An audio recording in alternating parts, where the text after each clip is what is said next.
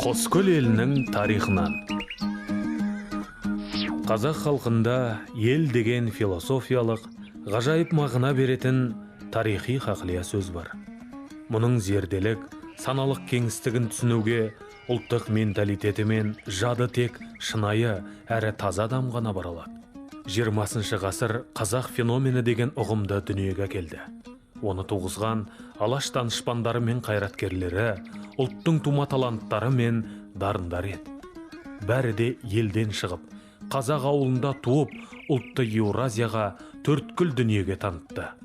Қазақ ауылы ұлттың эпохалдық, дәуірлік, ғасырлық жоғары өркениеттік даму символына айналды. Өкінішке орай, сол ауылды қазақ өркениетінен әлемдік даму интеграциясынан аластау, жою процесі 3-ші мыңжылдықтың басында басталып кетті. Шамасы мұнда зымиян айла жатқан сияқты. Күншығыстан отауызды айдаһар мен солтүстіктен алпауыт аю өңменімізден алып, өлермен зауал шақты жақындатқысы келетіндей. Қазақ ауылының құрдымға кете бастауы ел деген ұлы ұғымға балта шабылады деген сөз. Бұл ұлттың рухани деградацияға ұшырауына әкеле жатыр. Оның зардабы қазірдің өзінде қоғамда байқалып отыр. Ел мен қазақ ұғымы әуелден егіз еді. Қазақ осыны ұмытпас екен. Бір тұтас түркі өркениетінің алтын қазығы ел жойылмау үшін төртеу болып төбеге жиналатын уақыт туып келеді. Арқадағы Айыртау өңіріндегі Қоскөл ауылы қазақтың өркендеуіне үлкен үлес қосқан қасиетті мекен. Мүмкін бүгінде мұң мен мұқтажы көп болар, бірақ мен оның келешегіне, ел болашағына сенем. Себебі жасыл планетада ең құнарлы, ең шұрайлы, ең бай жер қазақ жері Сарыарқа өлкесі. Түбі бұл жерге ел ие болады. Әйтпесе қазақ тарихтан жоғалады. Ел мен ауыл аман болсыншы. Айыртау өңіріндегі Қоскөл ауылы 20 ғасырдың басында негізі қаланған Арғын Атығай руына жатады. Ауылдан оқыған, білімді азаматтар көп шыққан. Содан Қырыққалпақ атанған ел. Шағын ауылдан шыққан танымал азаматтары Ресейде, Еуропада, Америкада, Түркияда, тағы басқа мемлекеттерде еңбек етуде. 18 ғасырда жоңғар шапқыншылығында Абылай ханмен бірге қазақ елін қорғаған атақты Жәпек батырдан тараған ұрпақтары тұрады. Жәпек батыр Дәуітбайұлы Абылай ханның айбарлы батырларының бірі болған. Ерлік пен төзімділіктің өрлігін көрсеткен Атығай руынан шыққан Жәпек батыр Дәуітбайұлы шамамен 1708-1711 жылдары туып, 1776 жылдары дүниеден өткен. Жәпек батыр өзінің бар ғұмырын Абылай ханның қасында, Қаса ердің басында өткізген белгілі тұлға. Ханның небір қиын қыстауға ұрынып, қабағы қатқан, өңі қашқан аласапыран кезеңдерінде қасынан табыла білген жорық досы әрі өте сенімді серігі болған. 1741-43 жылдары Абылай ханмен бірге жоңғар қонтайшысы Қалдан Серенде тұтқында болғанында ерекше қайсарлығымен көзге түсіп, өзінің туған ұлы Сары Қазақты Шынаты Құткелді аманатқа берген. 1745 жылы Түркістан қаласын азат етудегі жойқын шайқастарда Абылай хан әскерлерінің басында жүрген. Ғұмырын жоңғардан қазақ елін азат етуге арнаған ұлы батыр бабамыз жалпы саны 40 рет жекпе-жекте жоңғар батырларын жеңгені туралы деректерде кездеседі. Бабамыздың сүйегі Түркістанда қасиетті Қожа Ахмет Яссауи кесенесінің іргесінде жерленген.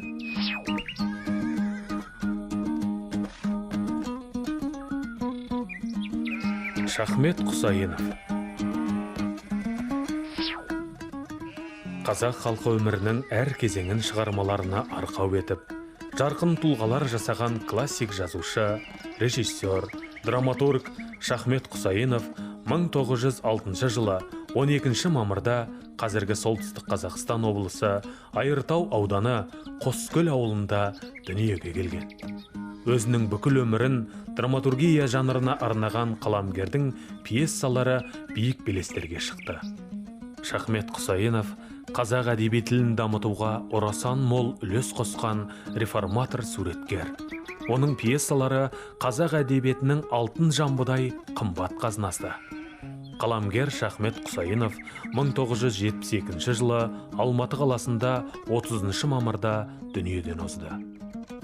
Жазушының есімі қазіргі Ақмола облыстық қазақ музыкалық драма театрына берілді. Абай Қабатайұлы Байгенжин. Қазақ елінің біртуар азаматы, Қазақстан Республикасының қоғам қайраткері, аты әлемге танылған Абай Қабатайұлы Байгенжин 1947 жылы 27 ақпанда киелі Айыртау топырағында дүниеге келген. Ол бүгінде отандық және әлемдік медицина саласында ерекше еңбек етіп келе жатқан медицина ғылымдарының докторы, профессор, ұлттық ғылыми медициналық орталық акционерлік қоғамының басқарма төрағасы, Орта Азия пульмонологтар қауымдастығының президенті, Еуразиялық респираторлық қоғамының атқарушы директоры, Дүниежүзілік денсаулық сақтау ұйымы комитеті президиумының мүшесі, Еуропалық жаратылыстану ғылымдары академиясының академигі, Еуропаның құрметті ғалымы, жоғары дәрежелі дәрігер ұйымдастырушы. Абай Қабатайұлы 1970 жылы Алматы мемлекеттік медициналық институтын емдеу ісі мамандығы бойынша тәмамдаған. Еңбек жолын 1970 жылы Бурабай республикалық шипажайында физиохирург дәрігер болып бастады. Байгенжин 1981 жылы Женевада Дүниежүзілік денсаулық сақтау ұйымының халықаралық денсаулық сақтау ұйымдастырушылары курстарын тәмамдап, халықаралық денсаулық сақтау шебері атағын алды.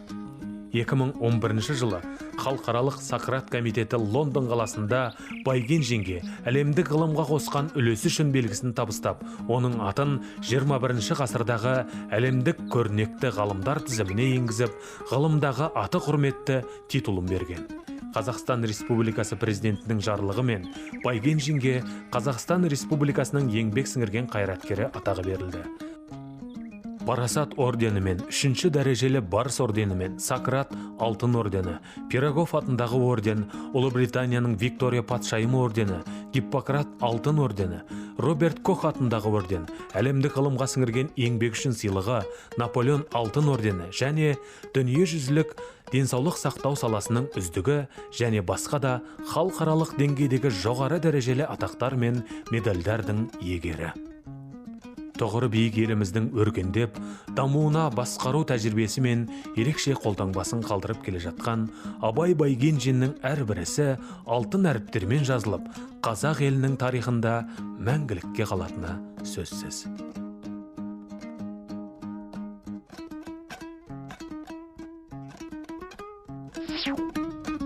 Сейілбек Хамитұлы Тілеубаев. Қоскөл ауылынан шыққан ғалым, педагог, ағартушы, аудармашы Сейілбек Хамитұлы Тілеубаев 1921 жылы 19 қарашада дүниеге келген. 1938 жылы Петропавл қаласында педтехникумды бітіріп, 1940-41 жылдары мектепте бастауыш сыныптарда ұстаздық етеді. Өмірін жазушылыққа, ағартушылыққа арнаған Сейілбек Хамитұлы қазақ халқының рухы үшін қатал заманның қағидаларына мойынсұнбай, азаматтығын сақтай білген туған жерінің мақтан тұтар арыстарының бірі.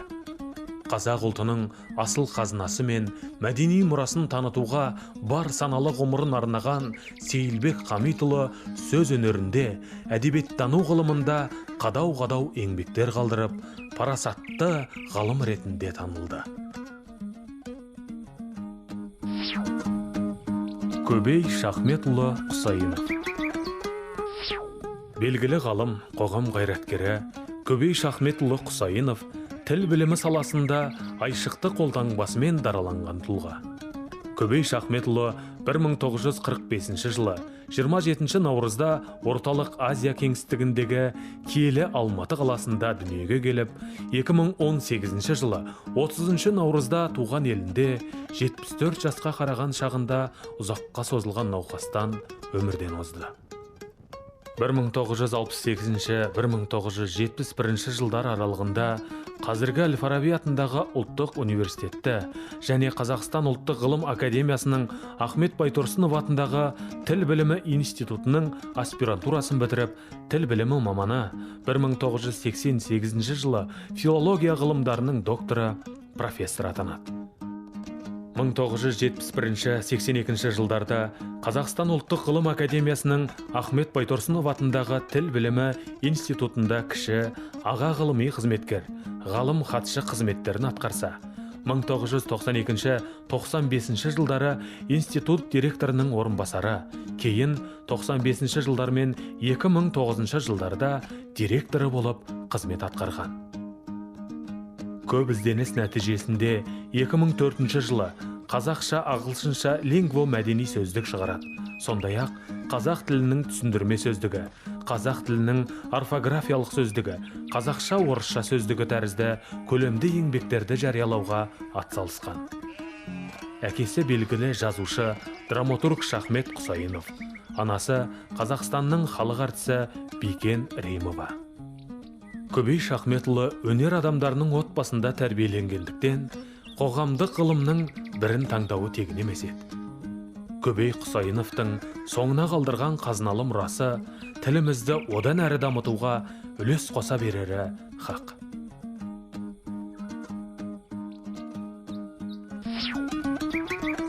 Молдағайыпов Аусат Молдағайыпұлы 1925 жылы наурыз айының 12 жұлдызында Көкшетау облысы Айыртау ауданының Қоскөл ауылында дүниеге келген. Балалық шағы 1931-32 жылдың аштығы мен елді күшпен шоғырландыру, кәмпеске, 1937 жылдың қырғыны сияқты қазақ халқының басына жазған зұлмат жылдармен тұспа-тұс келген. Аусат Молдағайыпұлы екінші Беларусь майданында болып, Смоленск, Витебск қалаларын азат ету операциясына қатысады.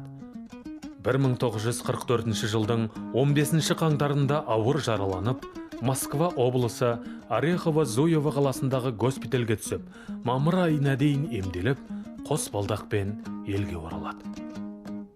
Аусат Молдағайыпұлы бірінші дәрежелі Ұлы Отан соғысы орденімен, ерлігі үшін, Германияны жеңген үшін, еңбек ерлігі үшін, тың игеру үшін ордендерімен, басқа мерейтой медальдарымен марапатталып, 2 мәрте Мәскеудегі ВДНХ көрмесіне қатысты. Қашанда халық үшін еңбек еткен Аусат Молдағайыпұлының өмірі жас ұрпақ үшін өшпес өнеге.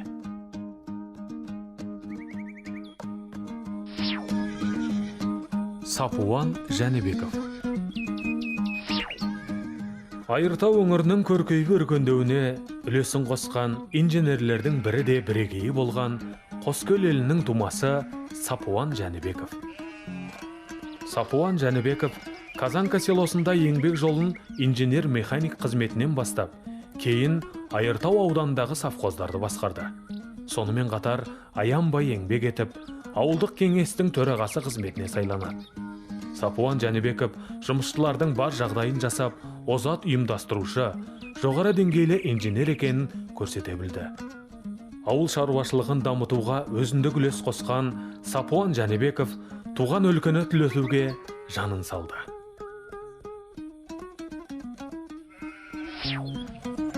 Ерсайын Төлебаев.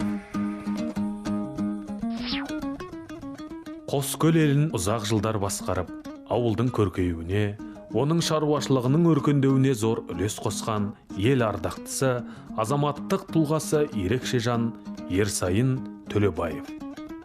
Ерсайын аға 1943 жылы 27 желтоқсанда Қоскөл ауылында дүниеге келген.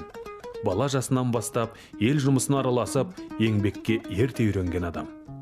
Сол кездегі МТС-тарда тракторшы курсын аяқтап, колхоз жұмысына кіреді.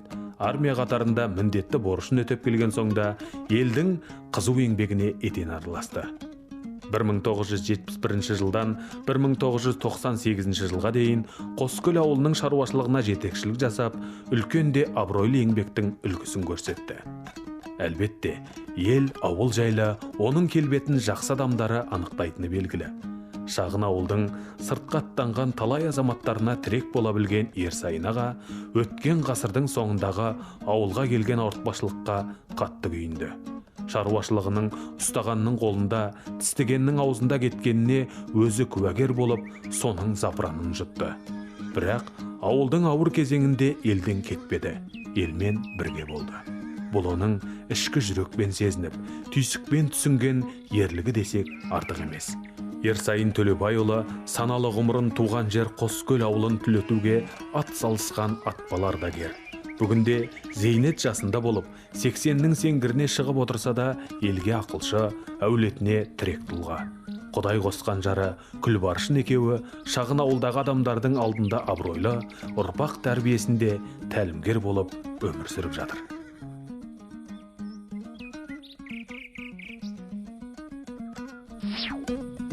Молдахметов Саят Ғазизұлы медицина ғылымындағы қазіргі инновациялық технологиялардың тиімді тұстарын тәжірибеге енгізуді жүзеге асырған білікті маман. Күллі саналы ғұмырын медицина саласына арнаған дегдар дәрігер Молдахметов Саят Ғазизұлы 1953 жылы 27 желтоқсанда Айыртау ауданы Қоскөл ауылында дүниеге келді. 1970 жылы Шоқан Уәлиханов атындағы Сырымбет орта мектебін бітіріп, 1976 жылы Целиноград мемлекеттік медицина институтында оқып, Көкшетау қаласындағы интернатураға өтеді. Үздіксіз ізденістің арқасында хирургияның қыр-сырын терең меңгерген азамат. Өз ісіне шын берілген дәрігер 1991 жылдан бастап бас дәрігер және хирург болып жұмыс атқарады. Саят Ғазизұлы аудандық мәслихаттың 3 бірдей шақырылымында да аудандық мәслихат депутаты болып сайланып, денсаулық сақтау ісінің үздігі, денсаулық сақтау ісіне қосқан үлесі үшін медальдарымен марапатталады. 2016 жылы Айыртау ауданының құрметті азаматы атағы берілді.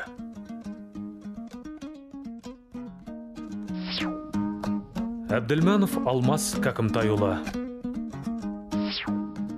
1956 жылы 22 мамырда дүниеге келді. 1972 жылы Алматы қаласындағы нөмірі 25 мектепті бітіріп, Алматы жоғары жалпы әскери командалық училищесіне оқуға түседі. Алмас Кәкімтайұлы Орта Азия әскери округінде Германиядағы кеңес әскерлері тобында взвод командирінен бастап, полк командирі қызметіне дейінгі лауазымдардың барлығын өткерген. Сонымен қатар орталық аппаратта жедел жоспарлау департаментінде басқарма бастығы, Шығыс әскери округінде штаб бастығы, оперативті басқарма бастығы, Қазақстан Республикасы үкіметі кеңесінде бөлім меңгерушісі, жедел жоспарлау департаментінің бастығы лауазымдарын атқарған. Алмас Кәкімтайұлы 2007 жылы 13 қыркүйекте іс-сапарда жүріп қайтыс болды. Алмас Кәкімтайұлының өмір жолы отанға, еліне адал қызмет етуге арналды. Адалдық пен әділдікті ұстаным еткен Алмас Кәкімтайұлының ғұмыры соңынан ерген ұрпақтар үшін үлгі өнеге.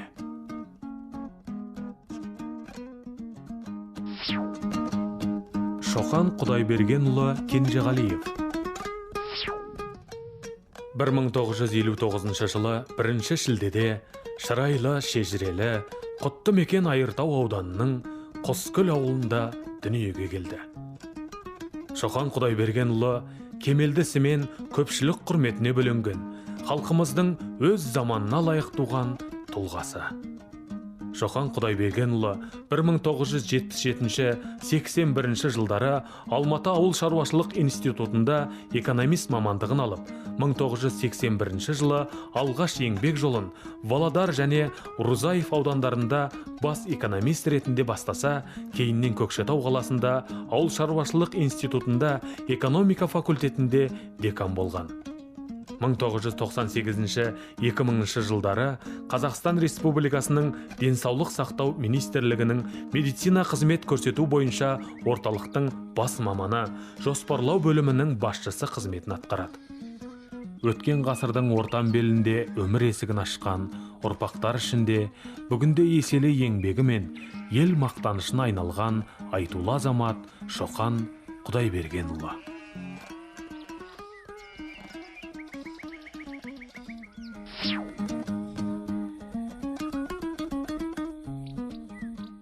Арқадағы Айыртау өңіріндегі Қоскөл ауылы қазақтың өркендеуіне үлкен үлес қосқан қасиетті мекен. Ел мен ауыл аман болсын.